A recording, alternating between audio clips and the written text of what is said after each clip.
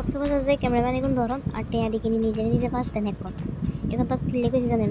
আমরা গেছি হিমছড়ির গেট দিয়ে ঢুকতে না ঢুকতে আমরা হঠাৎ দিচ্ছে ক্যামেরাম্যান উঠবে এত দড়ি কয় আপনারা ফটো তুলবেন নি একটা নাচ টেয়া করি নক যতদিন রাখবেন বাইকে ডিলেট করে গেলে আমরা এদের কিলে জানি এদের কথা হাসা বিশ্বাস করি একের ভালো মতো ফটো তোলা গেছি।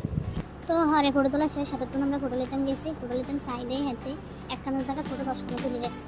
তো যেটাতে আমরা কইছি যে আপনারা সাইজে যেখানে ভালো লাগবে এখানে রাখবেন বাগিন ডিলেট করিয়ে রেখে নেবেন। আমরাও এই কথায় সাইজে ফটো ডিলেট করছি বালাগিন রাখছি বাগিন ডিলেট করিয়ে লিখছি এর হাতে ফটো দিতে হয় কারণ সাড়ে সেকশন ফটো হিসেবে আমরা দিয়ে লিখছি 2700 এই কথা শুনি আমরা দুটো টাচ খেয়ে গেলাম কী কী আমাকে ফটো তুলে কথা 150 হতে হাই সেকশন। তো আর কি তারপরে আমরা যেহেতু দেখলাম আমরা নিজেরাতে ডিলেট করছি হয়তো ঠিক সাড়ে সেকশন উঠতে পারে আমরা তার কথা বিশেষ করি একটু আমরা বেকুব এখান থেকে ক্লিক দেন বিশেষ করে আমরা ধরে বুঝে 2000 টাকা দিই আমরা ফটো রাখছি এর আমরা মোবাইলে ফটো চেক করতে গেছি ফটো সাইডে আসলে হাতে একটা ফটো ডিলিট করে না যা ফটো তুলছে হাতে ব্যাকগ্রাউন্ড টাইপ দিচ্ছি।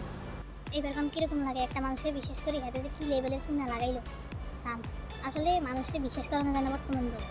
তো আপনারা কক্সবাজারে যাই করেন এই ক্যামেরাম্যান এগুলো দৌড়ি এত বড় ধোকা খাইয়েন না আগমতো। আচ্ছা প্রাইস গেলে বেরিয়ে টাটা গুড বাই আল্লাহ।